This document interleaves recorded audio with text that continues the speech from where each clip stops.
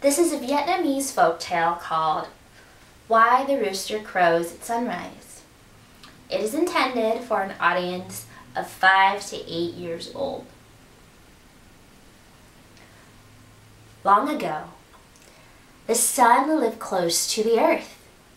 She spent her days just above the treetops, shining down on the houses and fields below. But as day followed day, the sun grew more and more unhappy.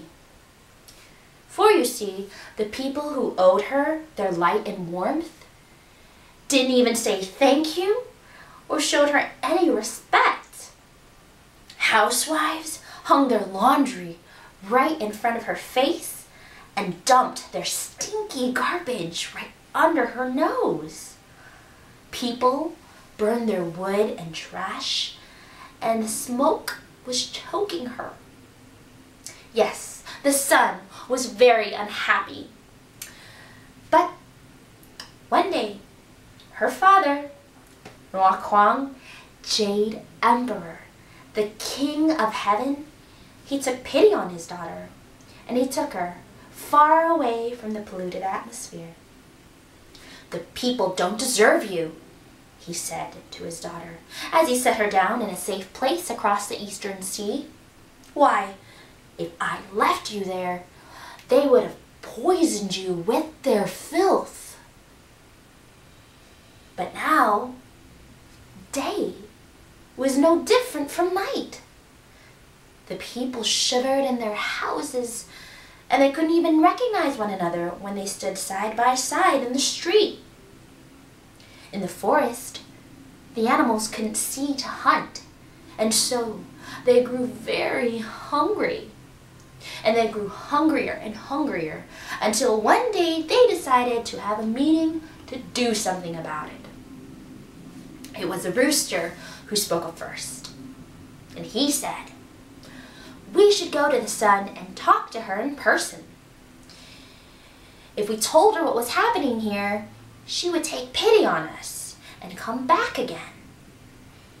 "That sounds like a great idea," said the duck. "Except, where will we find her?" "I heard she lives across the eastern sea," chirped the bluebird. "I could take you there, but you would have to do the talking." "I can do the talking," offered the rooster. "But, you know, I don't know how to swim. How could I get across the eastern sea?" "On my back, of course," smiled the duck. "No one's a better swimmer than I am." And so the three friends agreed. The bluebird was leading the way, and the duck was swimming, and the rooster was riding atop its back.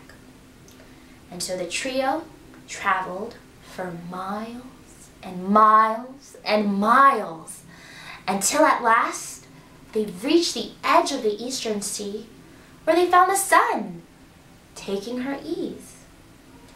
"Oh, please come back to us, Sister Sun," they begged. And they told her what was happening with the world. "Please come back and live with us like you did before." Now, the pretty little sun, she shook her head. She said, "No, why would you even ask me that? You know my very life was in danger living in that dirty, polluted atmosphere." "But Sister Sun," said the rooster, "our lives are in danger without you. Without you, we cannot see to find food. And as days go by, we are growing hungrier and hungrier. We're starving. Please come back to us before we all die." At this, the sun thought, and she was silent for a very long moment. And then she sighed and said, "You must have been really desperate to come so far to see me. I'll tell you what I can do. I can't live with you like I did before, but if you call me, I'll promise I'll come and shine down on you for a couple of hours." And at this, the rooster nodded eagerly, and he said, "I have a loud voice.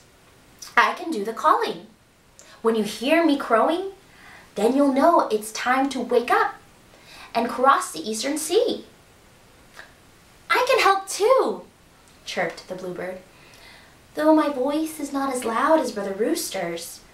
Once he wakes you, you can hear me, and then you'll know it's time to leave and cross the eastern sea." At this, the sun smiled and nodded and agreed. And from that day forward, the sun, the rooster, and the bluebird have kept their bargain. When the rooster crows, the sun knows it's time to wake up to start her day's work. And as the bluebirds begin their chirping, she appears just over the eastern horizon. And that is how it's been to this day.